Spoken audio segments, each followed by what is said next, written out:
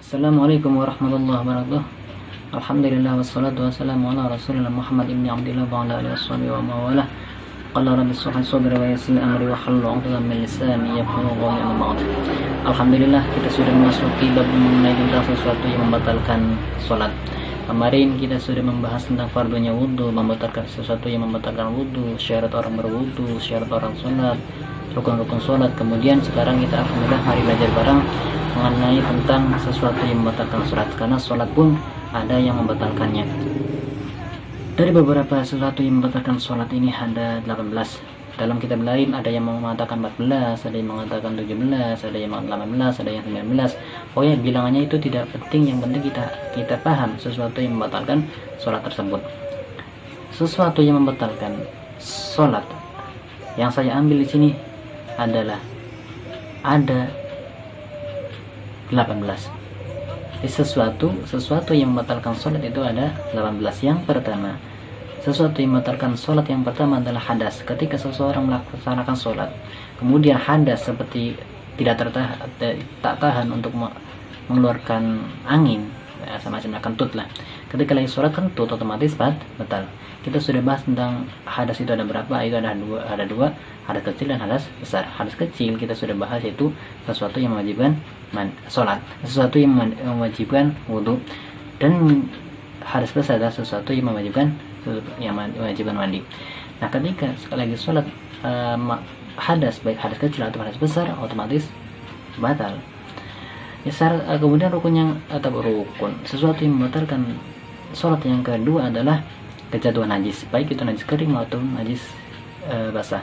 Otomatis kalau zaman sekarang ya biasa salat di tempat kita sholat ataupun di masjid ataupun pokoknya intinya ketika kita sholat di tempat seperti kita biasa sholat, kejatuhan najis, contoh lagi sholat kejatuhan kotoran cicak yang basah, otomatis batal. Sebab walaupun ketika dibuang itu masih ada bakasnya, tapi ketika lagi sholat kejatuhan kotoran cicak yang kering, kejatuhan di bawah kita, ketika langsung dibuang aja otomatis masih bisa dimaafkan ataupun tidak batal sholatnya. Ketika pertama kelihatan ataupun ketika jatuh dan kelihatan langsung dibuang, ini tidak membatalkan. Dan cara membuangnya pun tidak seperti orang yang membawa kotoran. Jadi jangan diambil, cuman dikibaskan aja. Kalau diambil otomatis batal, membawa najis. Itu perbedaannya. Jadi ketika jatuhnya di sorban kita, sorban ataupun sorban lah, kita bahasa sorban, kotorannya itu ataupun kotorannya basah jatuhnya di sorban, tinggal sorbannya dijatuhkan aja, otomatis itu tidak batal. Sebab ketika kejatuhan dan ketika itu langsung dibuang, ini tidak batal. Tapi kalau nggak pakai sorban, jatuhnya di pakaian dan basah, walaupun dibuang tetap batal sholatnya. Sebab ini masih ada kotoran yang basah-basahan yang najis, otomatis. Jadi sesuatu yang membatalkan yang kedua adalah kejatuhan najis. Kemudian rukun, lagi-lagi rukun. Sesuatu yang membatalkan sholat yang ketiga adalah kebuka auratnya. Ketika sholat kita terbuka auratnya, otomatis batal. Kita sudah bahas tentang auratnya laki-laki itu mulai dari pusar sampai lutut, ataupun wanita semua anggota badan wanita adalah aurat kecuali muka atau wajah dan kedua telapak tangan. Jadi hati-hati wanita ketika sholat, hati-hati harus ketika memakai mukena, jangan sampai ada rambut yang keluar dari batasan rambut kepala lah maksudnya, ataupun tangan yang nggak memakai kaos yang segini, ketika mengangkat takutnya ini tertarik dan tidak ada talinya, tertarik otomatis batal. Tapi lebih aman ketika memakai mukena yang langsungan, tidak potongan. Kemudian sesuatu yang membatalkan yang keempat adalah berbicara, baik satu huruf ataupun dua huruf yang memberikan paham terhadap orang yang mendengar. Maksudnya intinya begini, yang keempat adalah tidak boleh berbicara. Ketika seorang itu berbicara, otomatis sholatnya batal. Ataupun satu huruf pun, contoh dalam kitab fikih itu biasanya qi diambil dari madi waqo yang artinya menjaga. di fi'il amatan, qi jagalah dirimu. Otomatis ketika itu paham, otomatis pahamlah kalau bahasa Arab. Qi jagalah dirimu. Otomatis walaupun satu huruf itu tapi membuat paham. Maksudnya berbicara yang tidak ada hubungannya dengan bacaan sholat. Contoh, walaupun Anda baca, contoh Al-Quran pun bisa membatalkan sholat ketika diniatkan untuk khitab kepada orang. Contoh, ada namanya Yahya, kita lagi sholat, Allahu Akbar, Yahya mau ngambil kitab, kita membaca ayat yang berbunyi ya Yahya khudil kitab biquwwah, itu Al-Quran. Cuma ketika diniatkan hanya diniatkan ngomong sama si Yahya tersebut, otomatis sholatnya batal. Tapi ketika ya Yahya khudil kitab biquwwah hanya membaca Al-Quran, ini otomatis ini tidak batal. Tapi kalau diniatkan untuk khitab kepada seorang yang mau mengambil kitab Yahya tersebut, otomatis batal walaupun itu Al-Quran. Jadi maksudnya berbicara kepada seseorang ataupun tujuannya itu ada khitab ataupun ada orang yang diajak ngobrol ataupun intinya beginilah, sesuatu yang membatalkan itu ngomong, intinya itu. Jadi sholat tidak boleh ngomong ataupun berbicara, walaupun apalah, pokoknya jangan ngomong lah, intinya gitu.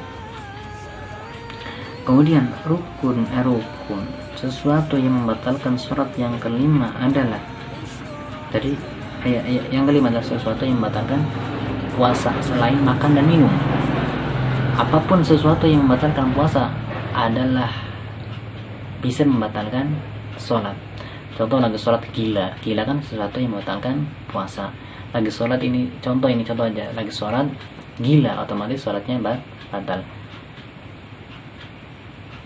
karena wudhunya pun batal, karena kemarin sudah hilang akalnya. Itu ketika orang sudah wudhu hilang akalnya, maka otomatis wudhunya batal. Begitupun ketika wudhunya batal, otomatis sholatnya pun batal. Begitu juga puasa ketika orang itu lagi puasa gila walaupun sebentar, otomatis puasanya batal. Begitupun sholat. Jadi sesuatu yang membatalkan puasa adalah sesuatu yang membatalkan sholat. Kemudian rukun. Sesuatu yang membatalkan yang keenam adalah makan dan minum yang banyak. Tapi tidak membatalkan puasa kan, kalau makan minum, kalau nggak sengaja.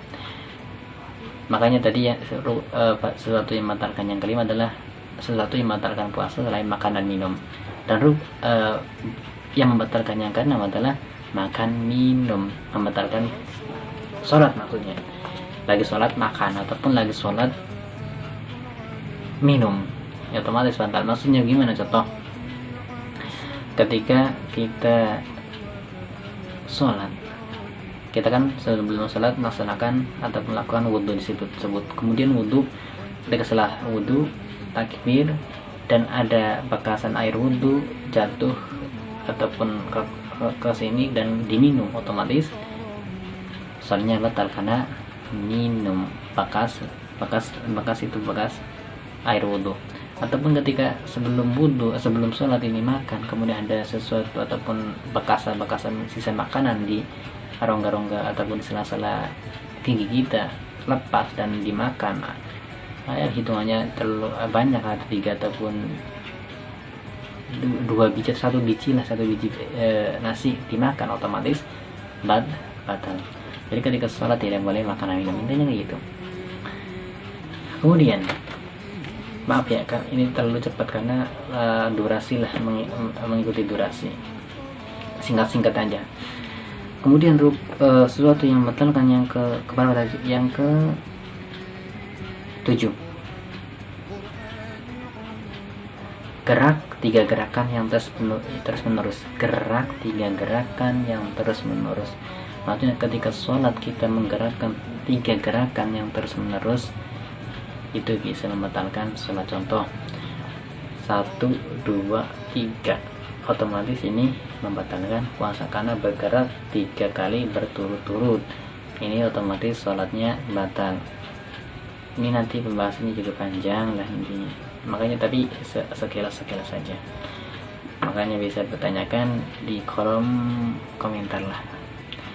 Jadi sesuatu yang membatalkan sholat yang ke-7, 3 gerakan yang turut ataupun yang terus menerus. Yang ke-8, sesuatu yang membatalkan sholat yang batal adalah satu pukulan yang terlalu keras. Maksudnya satu pukulan yang terlalu lah. Satu pukul yang terlalu cepat lagi sholat begini nonjok ataupun niatnya pokoknya lagi sholat tonjok-tonjokan, ini otomatis sholatnya batal. Kemudian sesuatu yang membatalkan yang ke-9 adalah lompat lagi sholat, loncat-loncatan. Biasanya anak kecil biasanya, otomatis sholatnya batal. Makanya orang tua ketika mempunyai anak dan mau sholat Jumatan, tolong ngajari anaknya jangan sampai main atau biasanya anak yang main itu ketika sholat Jumat di atas masjid, karena nggak ada yang kontrol, bebas. Ketika sujud berisik atau masih sujud bercanda sama temannya, otomatis itu tidak kayak orang tidak sholat lah, otomatis tidak sholat. Maka bagi orang tua ajarkan anak-anaknya ketika mau sholat Jumat jangan sampai berisik, ataupun dibawa anaknya jangan dipisah karena terbawa sama teman-temannya biasanya juga. Jadi sesuatu yang membatalkan yang ke-9 adalah lompat-lompatan. Sholat lompat-lompatan tidak boleh. Tapi kalau geser, contoh ini pembahasannya jamaah. Ketika ada imam dan makmum ada 2 orang, ini dekat-dekatan. Ketika gerak 1 mundur 2, ini baru dihitung 2. Ini tidak membatalkan karena ketika ada orang lain yang mau sholat jamaah juga, orang yang pertama yang di sebelah kanan ini mundur 1, 2, jangan sampai 3, tapi berhenti dulu, ini masih belum batal sebab kedua gerakan. Tapi kalau 1, 2, 3 ya teman batal. Jadi ketika mundur ke satu kaki kanan kemudian kaki kiri, ini baru dihitung 2, jadi otomatis tidak batal. Jadi ketika si makmum yang akan sholat pun sejajar dengan si yang pertama sholat tersebut. Ini cara bermakmum atau berjamaah. Ini bahasanya nantilah dalam bab jamaah. Kemudian sesuatu yang membatalkan yang ke-10, menambahi rukun pekerjaan menambahi rukun pekerjaan sholat. Contoh sujud itu 2, ataupun sujud itu dalam sujud 2 kali, kita tambahi 3 kali sujudnya, otomatis menambahi rukun yang secara perbuatan, bukan secara ucapannya, secara perbuatan, kelakuan, atau menambahi rukun secara pekerjaan. Rukun sujud itu 2 kali, tapi ini 3 kali, otomatis batal. Menambahi rukun otomatis batal, karena nanti dibikin bercanda sholat. Kemudian sesuatu yang membatalkan yang ke-11, mendahului imam dengan 2 rukun atau akhir dari imam 2 rukun juga karena tidak ada uzur. Maksudnya Pak, mendahului imam dengan 2 rukun ataupun akhir dari imam 2 rukun juga tanpa adanya uzur. Contoh maksudnya gimana? Kita lagi sholat jamaah, imam belum ruku, kita sudah ruku. Nah ketika imam mau ruku, kita sudah yang tidak. Ketika imam mau yang tidak, kita sujud, otomatis kita sebagai makmum ini batal karena mendahului imam dengan 2 rukun. Yang pertama saat ruku, yang kedua yang tidak. Ini otomatis sholatnya makmum ini batal. Jadi tidak boleh mendahului imam dengan 2 rukun ataupun mengakhiri imam ataupun terlambat dari imam dari atas 2 rukun. Contoh imam ruku, kita masih yang tidak, masih berdiri. Imam yang tidak, kita masih berdiri. Imam sujud, masih berdiri. Imam berdiri di antara sujud, masih berdiri juga. Ini otomatis sholatnya batal ketika tidak ada uzurnya. Ini pembahasannya nantilah. Makanya mari belajar bareng. Jadi sesuatu yang membatalkan juga mendahului imam dengan 2 rukun atau akhir dari imam atas 2 rukun juga. Tadi contohnya kayak gitu. Jadi jangan mendahului imam dengan 2 rukun, nanti otomatis sholatnya batal. Kemudian sesuatu yang membatalkan yang ke-12, niat memutuskan sholat. Lagi sholat Allahu Akbar, jika mau ataupun jika jam Pokoknya saya mau memutuskan sholat lah, saya mau memutuskan sholat, saya bahasa Jawa, saya mengkotakkan sholat, ataupun intinya maksudnya memutuskan sholat itu muter-muter ya bahasa ya, apa ya bahasanya gimana ya, memutuskan sholat itu memutuskan sholat, tidak lagi sholat saya niat di hati udahlah batalkan ataupun diputuskan aja sholatnya, otomatis batal. Kemudian rukun yang rukun sesuatu yang membatalkan yang ketiga adalah menggantungkan putusnya sholat. Contoh, menggantungkan putusnya sholat, menggantungkan putusnya sholat ketika Allahu Akbar. Kalau Zaid datang ataupun kalau si Umar datang, saya akan putuskan sholat lah, atau saya akan batalkan sholatnya. Otomatis ketika Zaid datang, otomatis sholatnya batal, karena menggantungkan putusnya sholat. Tadi contohnya sama, masih ada nyambungnya dengan yang ke-12, menggantungkan atau memutuskan sholat. Jadi tidak boleh ketika sholat, contoh biasanya kayak gini, sholat asar, dan teringat ketika sholat, teringat baju yang sedang dijemur, mau hujan. Kalau jadi hujan, saya akan batalkan. Otomatis ketika hujan turun, otomatis batal, karena menggantungkan putusnya sholat. Kemudian yang ke-14, bingung ataupun ragu-ragu dalam putusnya sholat. Bingung ataupun ragu-ragu dalam putusnya sholat. Contoh tadi, kalau hujan sih saya akan putuskan sholat, ternyata gerimis bukan hujan, putus apa enggak, atau batal apa enggak sholatnya, otomatis batal karena masih ragu-ragu dalam ataupun ragu-ragu dalam putusnya sholat. Mider-mider lah bahasa Jawanya. Kalau bahasa Indonesia ragu-ragu ataupun sesuatu yang meragukan itu datang. Contohnya, kalau hujan sih saya akan batalkan sholatnya, ternyata gerimis dan di hatinya batal apa tidak, batal atau tidak, masih ragu, otomatis batal. Kemudian sesuatu yang membatalkan yang ke-15 adalah memutus rukun karena melakukan sunnah. Memutus rukun yang wajib ataupun yang 17 tersebut karena melakukan sunnah. Ini harus paham sunnah-sunnah sholat dan rukun-rukunnya sholat. Kita sudah bahas rukun sholat yang ada 17 tersebut. Jadi sesuatu yang membatalkan sholat yang ke-15 itu adalah memutus rukun karena melakukan sunnah. Contoh, sunnah, kunut sunnah, dianggap kayak golongan kita orang NU lah, atau orang NU kunut itu sunnah. Ketika salat subuh tidak kunut dan sudah sujud berdiri lagi, oh iya saya lupa kunut, berdiri lagi, otomatis batal karena sujud wajib atau rukun, kunut sunnah. Jadi kalau ketika sudah sujud, oh ya teringat saya tidak melakukan kunut, berdiri lagi kunut, otomatis batal. Ini ketika sholat sendiri. Ketika sholat berjamaah pun ada ilmunya lagi, nanti kita bahas lah. Makanya kita tidak bisa bahas di sini karena sebagai durasinya pun sebentar, makanya ngomong pun masih kayak gini karena mengejar kapasitas video kita.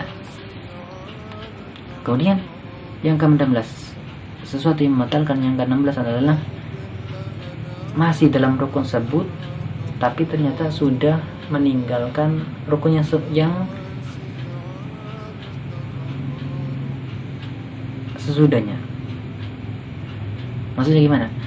Kita sujud, ataupun kita dalam keadaan sujud tapi ragu-ragu apakah saya tadi atau gimana. Contohnya gimana? Begini aja deh, berpaham supaya paham.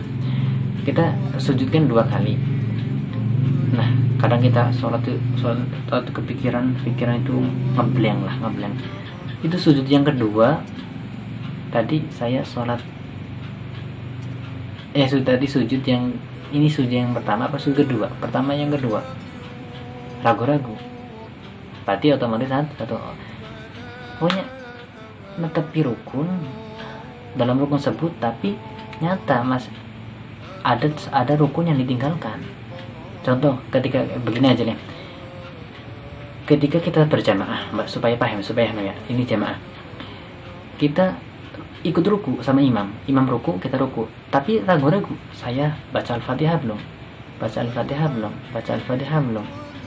ini otomatis batal, karena dia belum membaca Al-Fatihah. Kemudian sesuatu yang membatalkan yang ke-17, ragu dalam niat takbiratul ihram. Kita sudah bahas tentang niat takbiratul ihram. Jadi ketika lagi sholat, saya tadi sholat zuhur atau sholat asar, padahal lagi sholat zuhur tak asar otomatis batal. Itu ragu-ragu dalam takbiratul ihram. Kemudian yang ke-18 adalah murtad. Lagi sholat melakukan sesuatu yang membuat kita murtad, ataupun ketika sholat di hatinya, saya besok akan keluar dari Islam, otomatis waktu tersebut juga seketika itu menjadi murtad. Ini sholatnya pun batal, na'udzubillah min dzalik. Itulah sekiranya, semoga ada manfaatnya. Dan Al-Fakir mohon bimbingan juga, karena masih bareng hitung-hitung belajar bareng lah, pokoknya sebagai menggurui, terutama mari jaga sholat kita, jangan sampai ditinggalkan. Terima kasih, semoga ada manfaatnya. Wabillahi taufiq wal hidayah. Wassalamualaikum warahmatullahi wabarakatuh.